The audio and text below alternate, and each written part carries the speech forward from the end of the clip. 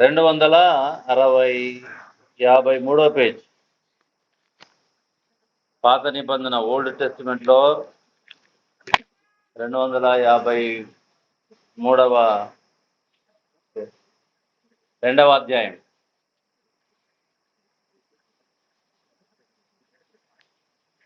మొదటి నుంచి కొన్ని వచనాలు నేను చదువుతాను. ఇది జరిగిన తర్వాత యూదా పట్టణములలోనికి నేను పోదునా అని దావీదు యొద్ద విచారణ చేయగా పోవచ్చునని యెహోవా అతనికి సెలవిచ్చును. నేను పోవలసిన స్థలమేదని దావీదు మనవి చేయగా హెబ్రోనుకు పొమ్మని ఆయన సెలవిచ్చెను. కాబట్టి యెజ్రెయేలీయురాలగు అహీనోయము కర్మెలీయుడగు నాబాలునకు భార్య అయిన అబీగయలు అను తన 2 భార్యలను వెంటబెట్టుకొని దావీదు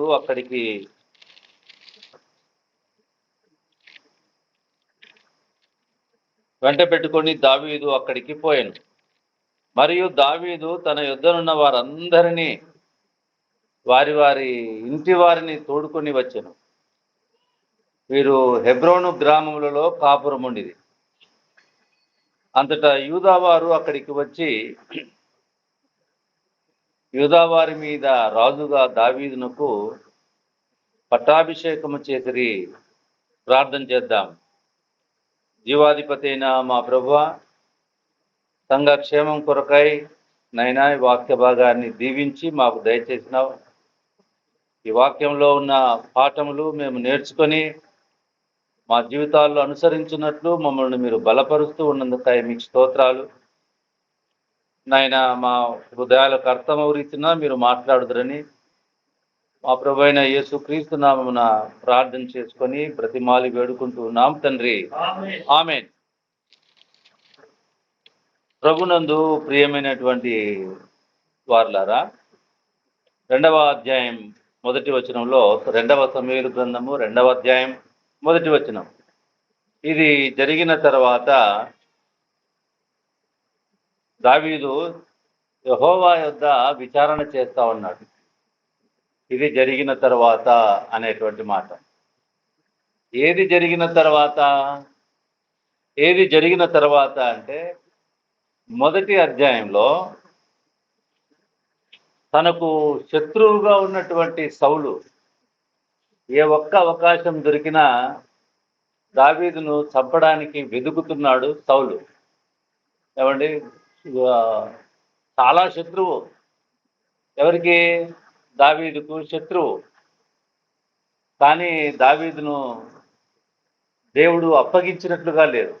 దావీదును దేవుడు అప్పగించలేదు అనేటువంటి మాట మనం చూస్తామండి. ఎన్నో మార్లు ఆయన వెతికినాడు కానీ దేవుడు ఆయనను అప్పగించలేదు అనేటువంటి మాట. మొదటి సమూయేలు గ్రంథం 23వ అధ్యాయం 14వ వచనం.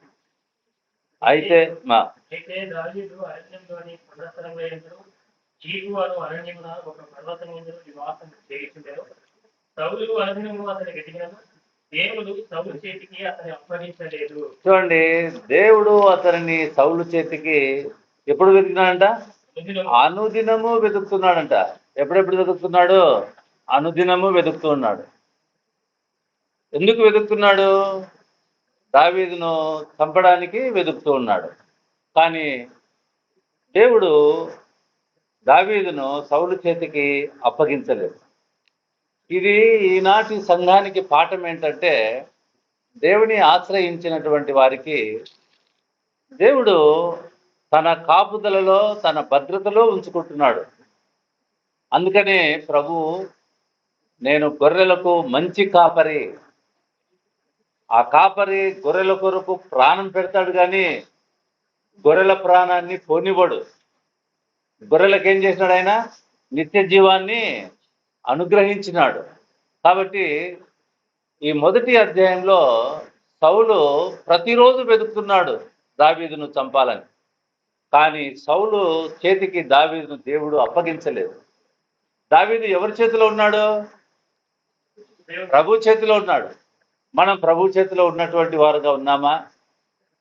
అలాగున ఉన్నటువంటి మనకు దేవుడిచ్చేటువంటి వాక్య భాగంలోని సత్యం ఏంటంటే, మనలను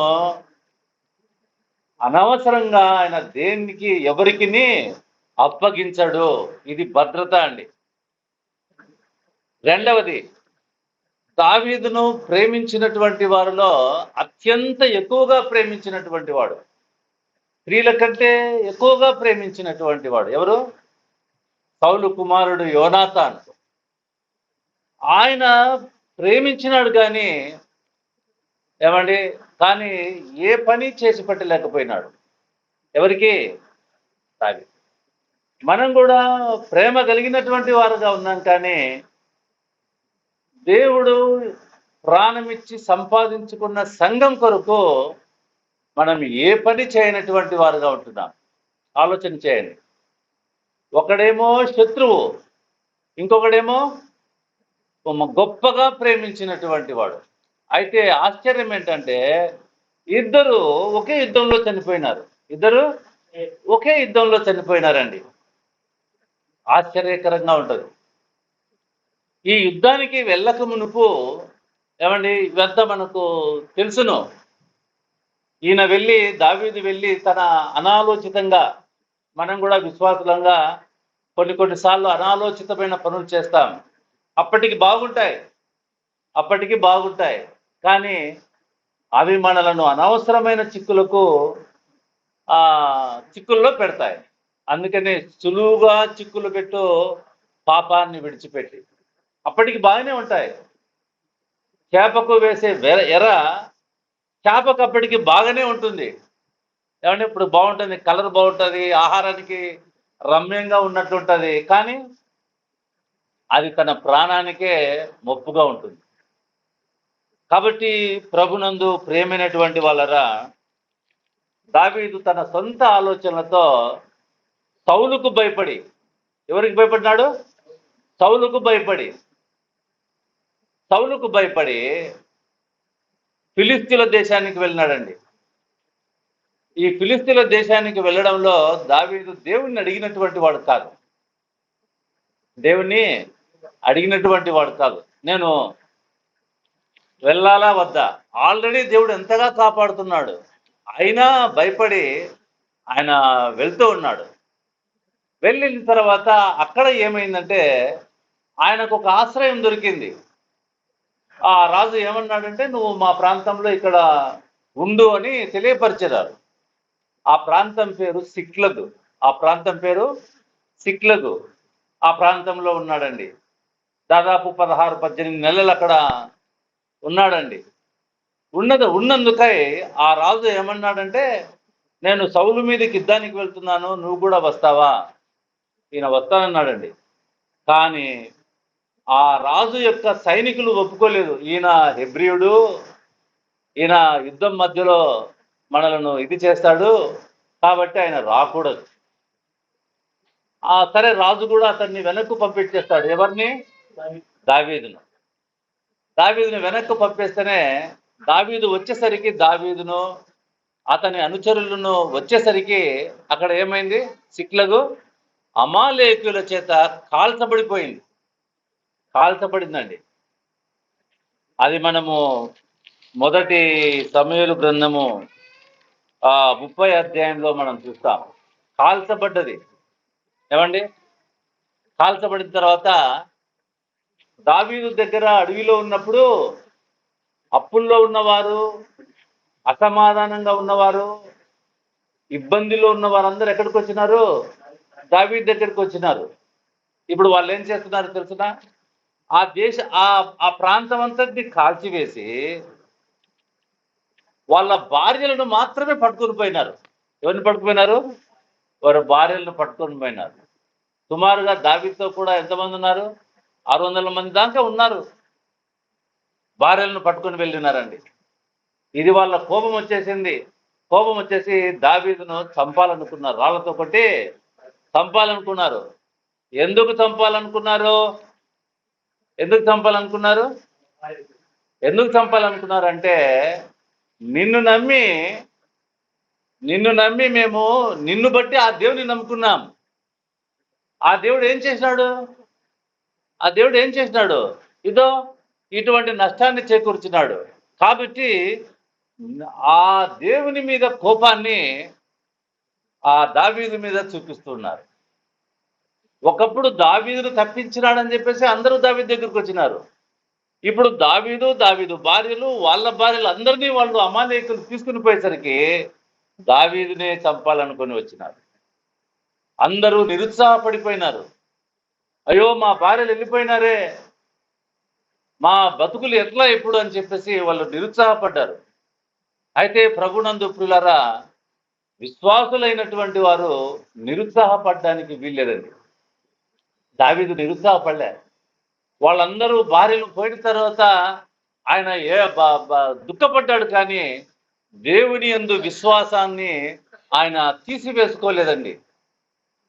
వాళ్ళు రాళ్ళతో కొట్టినారే, నేను కూడా వాళ్ళను రాళ్లతో కొడతానని పగతో చేయటం లేదు. అయితే దావీదు దేవునికి ప్రార్థన చేస్తా ఉన్నాడు. దేవునికి వాళ్లకు ప్రార్థన లేదు, దావీదు ప్రార్థన చేస్తూ ఉన్నాడు. దావీదు నిరుత్సాహపడలేదు. మన జీవితంలో ఏదైనా కష్టం, నష్టం, ఇరుకు, ఇబ్బంది మేమున్న ప్రాంతాన్ని కాల్చివేస్తే మనం ఎవరి మీద కోపడతాం? ఎవరి మీద కోపడతారు తెలుసిన? ఇప్పుడు మీకు ఏదైనా కష్టం కలిగింది అనుకోండి, కష్టం కలిగితేనే మీరు సంఘస్థులు ఎవరి మీద కోపడతారు చెప్పండి? ఫస్ట్ ఎవరి మీద కోపడతారు? మీరేమో వచ్చి మాకు దేవుడు అంతా భద్రత, ఇంత భద్రత అని చెప్పినారే, ఇప్పుడు మా ఇల్లు, మా భార్యలన్నీ కాలిపోయినాయే అని ఎవరిని కొట్టేకొస్తారు? రాళ్ళతో మమ్మల్ని కొట్టేకొస్తారు. దావీదులు కూడా అదే పని చేస్తారు. అర్థమవుతుందా? ఇప్పుడు దావీదులు కూడా అదే పని చేస్తారు. వీళ్ళు విశ్వాసాన్ని కోల్పోయినారు, కానీ దావీదు తప్పు చేశాడు, కానీ విశ్వాసాన్ని కోల్పోలేదు. అది దేవుడు అనుగ్రహించిన కృప, అది దేవుడు అనుగ్రహించిన విశ్వాసం. కాబట్టి ఆ విశ్వాసం సడలిపోలేదండి. అయితే దావీదు అంతటి స్థితిలో కూడా ఆయన ప్రార్థన చేస్తూ ఉన్నాడు. మనం కూడా మీ తల వెంట్రుకలు లెక్కింపబడ్డాయని చెప్పిన దేవునికి ప్రతిదీ ఆయనకు తెలుసు. కాబట్టి ప్రతి చిన్న విషయాన్ని ఆయనకు తెలియచెప్పడం ద్వారా సమాధానం, నెమ్మది, ఆదరణ ఆయనకు తెలియజెప్పకుండా వెళ్ళాడు. ఎంతో కష్టపడుతున్నాడు. ఆ పాఠం నేర్చుకున్న దావీదు ఇప్పుడు దేవుని సన్నిధిలో ప్రార్థన చేస్తా ఉన్నాడు. దేవా, నేను వెళ్ళి నా భార్యలను, నేను పోగొట్టుకున్న ఆస్తిని నేను తిరిగి తెచ్చుకోగలుగుతానా? అవునండి. దావీదు ఏమని నమ్ముతున్నాడు? ఎందుకు ప్రార్థన చేస్తున్నాడు దావీదు? ఇది ఎవరి వలన కలిగింది? దేవుని వలననే. అవునా?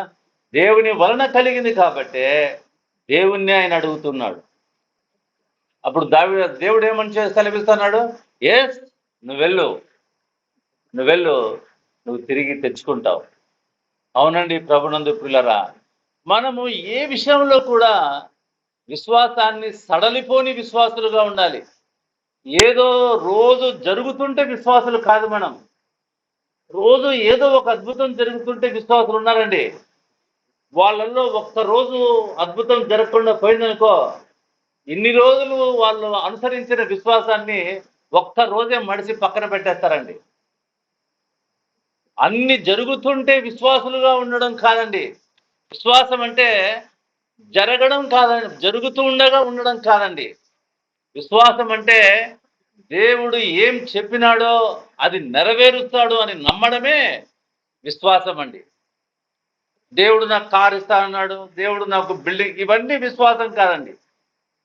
అర్థమవుతుందా అండి? ప్రభునందు ప్రేమైనటువంటి వాళ్ళరా, దేవుడు నా నిమిత్తం శాశ్వతంగా నిత్య జీవం ఇస్తానన్నాడు. అది తప్పక అదే అండి విశ్వాసం అంటే. కాబట్టి ప్రభునందు ప్రియులారా, దావీదు తన జీవితంలో ప్రార్థన చేస్తున్నాడు. నా భార్యలను నేను సంపాదించుకోగలుగుతానా అని ప్రార్థన చేస్తున్నాడు. నాతో కూడా ఉన్న వారి భార్యలను సంపాదిస్తానా ప్రార్థన చేస్తున్నాడు. మనము ప్రార్థనా పరులుగా ఉన్నామా? మన జీవితంలో దేవునితో అలాంటి సంబంధం ఉందా? దేవుని యందు అలాంటి విశ్వాసంతో మనం కొనసాగుతున్న వారుగా మనం ఉంటూ ఉన్నామా? ఆలోచన చేయండి ప్రభునందు ప్రేమైనటువంటి వాళ్ళరా. ఎప్పుడైతే అది కాల్చివేయబడింది, కారణం ఏంటో తెలుసునా? దేవునికే దావీదు అక్కడ ఉండటం ఇష్టం లేదు. అది ఎవరు అనుమతించినారు? ఎవరు అనుమతించినారు? దేవుడే అనుమతించినాడు. అది కాల్చివేయబడిందండి. అక్కడ ఎంతకాలం ఉండటం దేవునికి ఇష్టం లేదు. మన జీవితంలో మనకు తెలియకుండా కొన్ని జరిగేటువంటి సంఘటనలు అవి దేవుడు జరిగిస్తున్నాడన్నటువంటి విషయాన్ని మనం గ్రహిస్తే మన జీవితంలో నెమ్మది ఉంటుందండి. మన జీవితంలో సమాధానం ఉంటుందండి. మన జీవితంలో ఆదరణ ఉంటుందండి. ప్రభునందు ప్రేమైనటువంటి వాళ్ళరా, దావీదును చూద్దాం. దావీదు మనకు మంచి పాఠమే. సరే, అదైన తర్వాత దావీదు ఆ అమాలేకులను పట్టుకోవడానికి వెళ్ళాడు. దేవుడు అతనికి ఒకరి ద్వారా ఆ మార్గాన్ని చూపించాడు.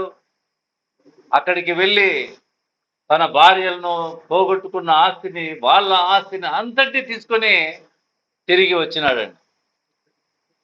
దేవుణ్ణి అడగడం ద్వారానే మనం పొందుతామండి. దేవుని అడగక పొందిన వాటిలో మోసం ఉన్నదండి. దేవుణ్ణి అడగకోకుండా పొందిన వాటిలో మోసం ఉన్నదండి. యాకోబు రాసినటువంటి పత్రిక మోసపోకుడి అన్నటువంటి మాట.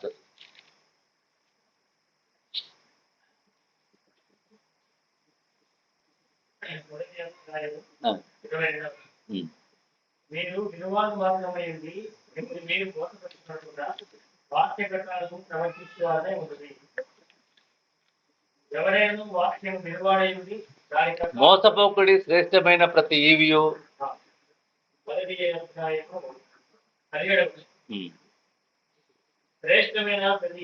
శ్రేష్టమైన ప్రతి ఈవియును సంపూర్ణమైన ప్రతి వరమును పరసంబంధమైనది. మనం ఎవరిని అడగల్లా? ఇక్కడున్న సేవకులను కాదని అడగాల్సింది. ఎవరిని అడగల్లా? ఆయనను అడగల్లా మనం. శ్రేష్టమైనది ఏదిరా అంటే ఆయన ద్వారా పొందడం. శ్రేష్టమైనది ఏదిరా అంటే ఆయన ద్వారా పొందడం. ఇదిగో మేము ప్రార్థన చేస్తేనే ఒక ఆయన నడుస్తున్నాడు, ఏసు నడవచ్చును. ఆయన సరిపోకుండా ఉన్నాడా? అది శ్రేష్టమైందా? కాదండి. శ్రేష్టమైన ప్రతి ఈవి, సంపూర్ణమైన ప్రతి వరము ఎక్కడి నుంచి వస్తుందంట? పర సంబంధమైనది. జ్యోతిర్మయుడు తండ్రి యొద్ద నుండి మన దగ్గరికి వస్తుంది. నీకు ఎవరైనా ప్రార్థన చేసి ఆమెకి ఇవ్వద్దు ఆ వరము అంటే ఆయన మారిపోయేవాడు కాదు. ఆయన ఏం చేసేవాడు? తప్పక నీవు అపనమ్మకస్తురాలైనా ఆయన నీకు ఇవ్వాలనుకున్నాడు కాబట్టి తప్పకుండా ఆయన అనుగ్రహిస్తాడు. ఇది ఆయన ధర్మం. ప్రభునందు ప్రేమైనటువంటి వాళ్ళరా, మన జీవితాలను అందుకని దావీదు ఆయనను అడిగి అవన్నీ పొందాడండి. ఈయన సొంతంగా నేను బలార్జున్ని, ఈయనకున్నటువంటి సైన్యాన్ని తీసుకొని అమాలేకుల మీద యుద్ధానికి పోయినాడా? లేదండి. ఆయన ఎవరిని అడిగినాడు? దేవుణ్ణి అడగడం. దేవుణ్ణి అడగడం ద్వారా నువ్వు వెళ్ళు అని చెప్పాడు. మన బలాన్ని బట్టి, మన సామర్థ్యాన్ని బట్టి, మన బంధువులను బట్టి వెళ్ళడం కాదండి. దేవుణ్ణి అడగడం ద్వారా మనకు మేలు కలుగుతుందండి. దావీదు ఆ పాఠం నేర్చుకున్నాడు. దేవుణ్ణి అడుగుతున్నాడు, నువ్వు వెళ్ళు. వెళ్ళిన రీతిగానే అవన్నీ సంపాదించుకున్నాడండి. ప్రభునందు ప్రియమైనటువంటి వాళ్ళగా దావీదు తన భార్యలను సంపాదించుకున్నాడు. పోయిన భార్యలను, వాళ్ళ భార్యలను పట్టుకొని, వాళ్ళ ఆస్తిని పట్టుకొని వచ్చి అందరికీ పంచుతూ ఉన్నాడండి. మంచిది. ఇది అయిన తర్వాత ఏమైందంటే, యుద్ధానికి పోయిన సౌలు యుద్ధంలో తనకు తానుగా చనిపోవాల్సి వచ్చింది. తనను ప్రేమించిన యోనాతాను చనిపోయాడు. లోక సంబంధమైన ద్వేషము దావీదును ఏం చేయలేకుండా పోయింది. లోక సంబంధమైన ప్రేమ దావీదును కాపాడలేకపోయింది. వారిద్దరూ చనిపోయినారండి. దావీదును సౌలు చేతికి అప్పగించినటువంటి దేవుడు మరి యోనాతాను, అంత విశ్వాసిగా ఉన్నటువంటి యోనాతాను దేవుడు ఎందుకు మరణానికి అప్పచెప్పాడు? చూడడానికి ఎట్లా ఉన్నాడు ఆయన? ఓ మంచి విశ్వాసిగా మనకు కనపడుతూ ఉన్నాడు. అవునా? వారు తమ మరణమందైనను ఒకరిని ఒకరు ఎడబార్చిన వారు కాదు. పైకి విశ్వాసంగా ఉన్నాడు, నమ్మకంగానే ఉన్నాడు, కానీ వాళ్ళ నాన్నను విడిచిపెట్టినటువంటి వాడు కాడు. అటువంటి ప్రేమ ప్రయోజనం లేదండి. ఆయనను మనము ప్రేమించిన దేవుడు లోకాన్ని ఎంతో ప్రేమించి ఆయన ఏం చేసినాడు? ఆయన పెట్టుకొని దాచిపెట్టుకొని మన దగ్గరకు వచ్చినాడా? ఆయన ఏం చేసినాడు? ఫిలిప్పీలకు రాసినటువంటి పత్రికలో ఏమని రేపటి చూడండి, ప్రేమకి ఎట్లా ఉంటుందో. యోనాతాను ప్రేమ ఎట్లా ఉంది? ఆయన దేన్ని విడిచిపెట్టినటువంటి వాడు కాదు, వాళ్ళ నాన్నని విడిచిపెట్టినటువంటి వాడు కాదు. దేవుని ప్రేమ ఆయన దేవుని స్వరూపం కలిగిన వాడేది, దేవునితో సమానంగా మనుషుల పోలికగా పుట్టి దాసుని స్వరూపము ధరించుకొని తన్ను తానే రిక్తునిగా చేసుకున్నాడు. ఏమి అది ప్రేమ? దేవుడు మన కొరకు తన తన సమస్తాన్ని రిక్తునిగా చేసుకొని, ఇది ప్రేమ అండి. యోనాతానుది ప్రేమ కాదండి. దేవుని ప్రేమ, యోనాతాను ప్రేమ స్త్రీల కంటే వింతగా ఉంది, కానీ దేవుని ప్రేమ ఎంత సమర్థంగా ఉంది. ఆయన మన కోసం సమస్తాన్ని విడిచిపెట్టి మన కొరకు వచ్చి తన ప్రాణాన్ని పెట్టాడండి. ఆయన తన ప్రాణమును మన కొరకు పెట్టి సమాధి చేయబడి తిరిగి లేచి మనల్ని అందరినీ దావీదు ఎలాగున సంపాదించుకున్నాడో, దేవుడు మన ప్రభు అయిన యేసుక్రీస్తు మనల్ని ఆయన ఏం చేసినాడు? సంపాదించుకున్నాడు. ఆయన పోగొట్టుకోడు, సంపాదించుకున్నాడండి. ఇదండి సంఘానికి ఈరోజు వర్తమానం. దేవుని సన్నిధిలో ఉన్నటువంటి మన కొరకు ఆయన ప్రాణం పెట్టి సమాధి చేయబడి తిరిగి లేచి మనల్ని సంపాదించుకున్నాడండి. ఎవరైనా ఒక్కరైనా పోతారా? ఎవ్వరూ వెళ్ళరండి. చూడండి, ఇది జరిగిన తర్వాత 2వ అధ్యాయంలో, ఇది జరిగిన తర్వాత యూదా పట్టణంలోనికి పోదునా అని దావీదు యెహోవా యొద్ద విచారణ చేయగా, పోవచ్చునని యెహోవా అతనికి సెలవిచ్చెను. నేను పోవచ్చిన స్థలమేదని దావీదు మనవి చేయగా, హెబ్రోనుకు పొమ్మని ఆయన సెలవిచ్చెను. కాబట్టి యెజ్రెయేలీయులాగు అహీనోయము కర్మేలీయుడకు నాబాలునకు భార్య అయిన అబీగయలు అను తన 2 భార్యలను వెంట పెట్టుకొని, ఎందుకు వెంట పెట్టుకున్నాడు? వెంట పెట్టుకొని దావీదు అక్కడికి పోయాను. ఎందుకు వెంట పెట్టుకున్నాడు? ఎందుకు వెంట పెట్టుకున్నాడు? ఇదో నా భార్యలు నేను పోగొట్టుకోలేదు. వాళ్ళు వాళ్ళు పట్టుకుపోయినారు, ఎవరో అమాలేకులు పట్టుకుపోయినారు, కానీ నా భార్యలను దేవుడు కాపాడినాడు. అందుకనే వెంట పెట్టుకొని అందరూ చూసి సాక్ష్యం ఇచ్చేలాగున, వాళ్ళ దేవుడు వాళ్ళను కాపాడినాడని సాక్ష్యం ఇచ్చేలాగున ఒక్కరిని పోగొట్టుకోలేదు. మన ప్రభు అయిన యేసుక్రీస్తు వారు తన ప్రాణం పెట్టుటలో నన్ను ఎవరిని పోగొట్టుకున్నటువంటి వాడు కాదు. ఒక్కరిని ఇక్కడనే ఆయన పోగొట్టుకోకపోతే సమస్త మానవాళి కొరకు ప్రాణం పెట్టిన మన ప్రభు అయిన యేసుక్రీస్తు మనల్ని పోగొట్టుకుంటాడా? ఆయన మనల్ని పోగొట్టుకోడండి. మార్గం తప్పితే శిక్ష ఉన్నది, కానీ ఆయన పోగొట్టుకోడండి.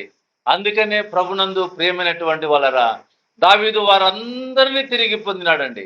మన పరలోకపు ప్రభు మనలందరినీ, మనం కూడా పాపముల చేత అపరాధముల చేత వాళ్ళు అమాలేకుల చేత పట్టబడ్డారు. మనమైతే పాపము చేత పట్టబడి చీకటిలో ఉన్నటువంటి వారం, నిత్య నాశనంలో ఉన్నటువంటి వారం. అటువంటి మనలను తనకు తానుగా పరమును విడిచి లోకానికి వచ్చి మనలందరి కొరకు ప్రాణం పెట్టి విడిపించినాడండి. అందుకని ఆయన ఏం చేశాడంటే యెహోవా యొద్ద విచారణ చేస్తా ఉన్నాడు. నేను పోదునా? నువ్వు వెళ్ళు. ఎక్కడికి పోవాలా? ఇది కూడా పోదునా అంటే నేను ఎవరిని పోలేదండి. ఎక్కడికి పోవాలా? హెబ్రోనుకు నువ్వు వెళ్ళు. హెబ్రోన్ అంటే అర్థం ఏంటి? సహవాసము అని అర్థం, ఫెలోషిప్ అని అర్థం. మనం అక్కడికి వెళ్దాం ప్రభునందు. తర్వాత ఏం రాయబడని చూద్దాం. మరియు దావీదు తన యుద్ధ ఉన్న వారందరికీ వారి వారి ఇంటి వారిని తోడుకొని వచ్చాడు. మళ్ళా ఏం చేసినట్టు ఆయన తన యుద్ధ ఉన్నవారు ఆయనను రాళ్ళతో కొట్టుకొచ్చినారు, ఆయనను చంపేయాలనుకున్నారు. మనమైతే ఏం చేసేవాళ్ళం? మనమైతే నన్నే రాళ్ళతో కొట్టడానికి వస్తారా, మీరు ఇక్కడే ఉండండి అని చెప్పేసి వాళ్ళని విడిచిపెట్టే వాళ్ళం, అవునా? కానీ దావీదు వాళ్ళను కూడా తీసుకొని వస్తున్నాండి. ఇది ప్రేమ. ఎన్నోసార్లు మనం ప్రభు పైన అసహించుకున్నాం, ప్రభు పైన అవమానించినాం, ప్రభువును నిర్లక్ష్యం చేసినాం, ప్రభువును అపనమ్మకం ఉంచినాం. కానీ ఆయన మనల్ని విడిచిపెట్టలేదు, ఆయన మనల్ని విడిచిపెట్టలేదు. ఈవెన్ మరణించిన తర్వాత కూడా తెస్సలోనికలకు రాసినటువంటి పత్రిక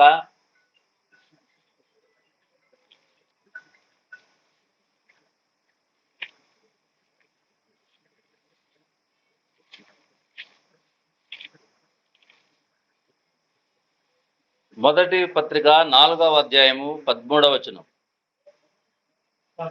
186వ పేజ్, కృత నిబంధన 186వ పేజ్. సహోదరులారా,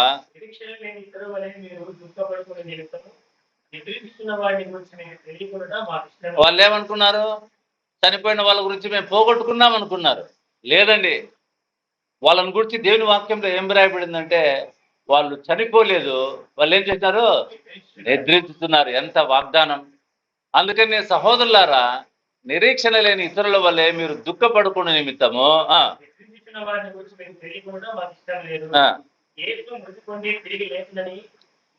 యేసు మృతి పొంది తిరిగి లేచనని మనము నమ్మిన ఎడల యేసునందు నిద్రించిన వారిని దేవుడు ఆయనతో కూడా వెంట పెట్టుకొని వచ్చును. దావీదు ఏం చేసినాడు? తన భార్యలను వెంట పెట్టుకొని వచ్చినాడు. మన దేవుడు ఏం చేస్తున్నాడు? మనలను ఏం చేస్తున్నాడు? వెంట పెట్టుకొని వస్తున్నాడు. ఎందుకు వెంట పెట్టుకొని వస్తున్నాడు? ఇన్ని రోజులు యెహోషువ పోయినాడు, తప్పిపోయినాడు, చనిపోయినాడు అనుకున్నాం. ఇప్పుడు ఎక్కడున్నాడు యెహోషువ? ఇదిగో యెహోషువ తప్పిపోలేదు, ఇదిగో నేను తీసుకుని వస్తూ ఉన్నాను. ఎంత నిరీక్షణ, ఎంత ఆదరణ! మనం ఎవ్వరూ కూడా తప్పిపోయే వారం కాదండి. అది సువార్తలో ఉన్నటువంటి శక్తి. ఆ సువార్త ఏమ్రా అంటే, దావీదు తన భార్యల కొరకు ఆయన ఆ శ్రమ వెళ్ళిన రీతిగా మన ప్రభు అయిన యేసుక్రీస్తు పరమును విడిచి మన పాపముల కొరకై చనిపోయి సమాధి చేయబడి తిరిగి లేచి మనల్ని ఏం చేసినాడు? తిరిగి తీసుకురాలేదు. ఏం చేసినాడు? ఆయన సంపాదించుకున్నాడు, వెంట పెట్టుకొని వస్తున్నాడు. ఏమండి, ప్రభునందు ప్రేమైనటువంటి వాళ్ళరా, ఇప్పుడు మిగిలిన వారిని కూడా ఆయన ఏం చేసినాడు? తనతో కూడా ఉన్న వారిని వాళ్ళ మీద కోపం చూపలేదు, వాళ్ళ మీద పగ తీర్చుకోలేదు. వాళ్ళను కూడా తీసుకొని వచ్చి హెబ్రోను గ్రామాల్లో వారిని నివసింపచేస్తున్నాడు. ఏమండి, వాళ్ళు సాక్షులుగా ఉన్నారు గ్రామాల్లో. అయ్యా, ఏమని సాక్షులుగా ఉన్నారు తెలుసునా? ఒకప్పుడు మేము ఆయనను కొట్టేకపోయినాము, ఆయనలో నమ్మకం ఉంది, ఆయనలో ప్రేమ ఉంది, ఆయనలో మన పట్ల కృప చూపుతాడు, ఆయన నమ్మదగిన దేవుడని గ్రామాల్లో ఉండి సాక్ష్యం ఇస్తూ ఉన్నారు. మనం సాక్ష్యం ఇస్తున్న వారిగా ఉన్నామా ప్రభునందు? అందుకనే ఇది జరిగిన తర్వాత, అది జరగకపోయింటే దావీదు ప్రార్థనాపరుడై ఉండేవాడు కాదండి. దేవుడు ఏ ఉద్దేశంతో నేను ఇక్కడికి నడిపించినాడో, మనం వస్తూ ఉంటాం మందిరానికి ఏవో కోరికలు కలిగి కాదండి మందిరానికి రావాల్సింది. దేవుడు మనకి ఏమేమి అవసరమై ఉన్నాయో అవన్నీ తీర్చి ఉన్నాడు, అవన్నీ నెరవేర్చి ఉన్నాడు. వాటిని తెలుసుకోవడానికి మందిరానికి వస్తున్నాం. వీడికి వస్తే మన కోరిక నెరవేరుస్తాడు అనుకుంటే ఆ దేవునికి మనకున్న సంబంధము సత్సంబంధము కానే కాదండి. అసలు అది దేవుడు విశ్వాసి కానే కాదండి. అటువంటి దేవుడు ఎవరైనా ఉంటే ఇప్పుడే విడిచిపెట్టడము మంచిదండి. అర్థమవుతుందా? ప్రభునందు పిల్లరా, నీ కొరకు ఆయన ఏం చేశాడో అది తెలుసుకోవడానికే మందిరానికి వస్తున్నావు, ఆదరింపబడ్డానికే మందిరానికి వస్తున్నావు, ఇంకా బలపడ్డానికే మందిరానికి వస్తున్నావు, ఆ శ్రమల్లో ప్రభునందు ఆనందించడానికే ఇక్కడికి వస్తూ ఉన్నావు. అంతేగాని 6 వారాలు తిరిగితే నీకేదో నెరవేరుస్తాడు. మన ప్రభు మ్యాజిక్ చేసేవాడు కాదండి. అర్థమవుతుందా? మనుషులను ఆకట్టుకోవడానికి ఏవేవో మన పిల్లల్ని ఆకట్టుకోవడానికి ఏదో చేస్తుంటాం. అది కాదండి దేవుని స్వభావం. ఆయన సర్వోన్నతుడు. ఉదయ ఆరాధనలో మనం విన్నాం కదా, ఆయన సర్వోన్నతుడు, సమస్తమును ఎరిగినటువంటి వాడు. అటువంటి ప్రభును, ఆయన మనల్ని ఎవ్వరిని పోగొట్టుకున్నటువంటి వాడు కాడు. ఇది మనకు గొప్ప ఆదరణకరమైన మాట కదా. లోకంలో మనం బ్రతికి ఉన్నా, లేదా లోకంలో మనం నిద్రించి ఉన్నా, మనం ఏం కాదంట, పోగొట్టుకోబడిన వారం కాదు. ఎవరి చేతిలో ఉన్నటువంటి వారం మనము? ఆయన చేతిలో ఉన్నటువంటి వారం. ఎంత గొప్ప ఆదరణ, సంతోషం. దేవుడు మన పక్షంగా ఉండగా, ఇదొక్క మాట చదివి ముగించుకుందాం. రోమిలకు రాసినటువంటి పత్రిక 8వ అధ్యాయము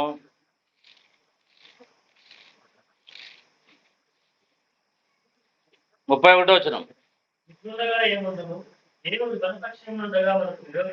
దేవుడు మన పక్షముగా ఉండగా మనకు విరోధి ఎవరు లేరండి. ఒకవేళ విరోధులుగా కొన్ని కనపడినా అవి మనకు మేలే చేస్తున్నాయి. కానీ దావీదుకు అది కాల్చివేయడం అప్పటికి కష్టం అనిపించింది వాళ్ళకు. కానీ దేవుని ఉద్దేశం ఏంటో తెలుసునా, వాళ్ళు అక్కడ ఉండడానికి వీల్లేదు. అప్పటికి కష్టమే. అదే కాల్చివేయబడకపోయి ఉంటే దావీదు ఏం చేసిండేవాడు కాదు, నేను యూదాకు వెళ్ళాలా వద్దా అని అడిగి ఉండేవాడు కాదు. అర్థమైందా? అది కాల్చివేయబడకుంటే ఆడ యుద్ధం చేసి మళ్ళీ ఇక్కడికి వచ్చి ఉండేటువంటి వాడు కదా. అందుకనే కొన్ని మన జీవితంలో కష్టాలుగా కనపడినవే మన జీవితాలకు దేవుని దగ్గరికి రావడానికి గొప్ప గుణపాఠాలండి. అటువంటి పాఠం కలిగిన మనమందరము ఆ ప్రభు మరణ పునరుద్ధానం బట్టి పాప క్షమాపణ ఉంది, సంఘము అన్న ఆయన శరీరంలో మనం కొనసాగుతున్న మనం అందరము ఎంత ధన్యులం. ఆ ధన్యతను బట్టి ప్రభుకు స్తోత్రం చెల్లించి ఆయన కొరకు మనము జీవిద్దాం. దేవుడి మాటలు మన కొరకై దీవించును గాక. ప్రార్థన చేసుకుందాం.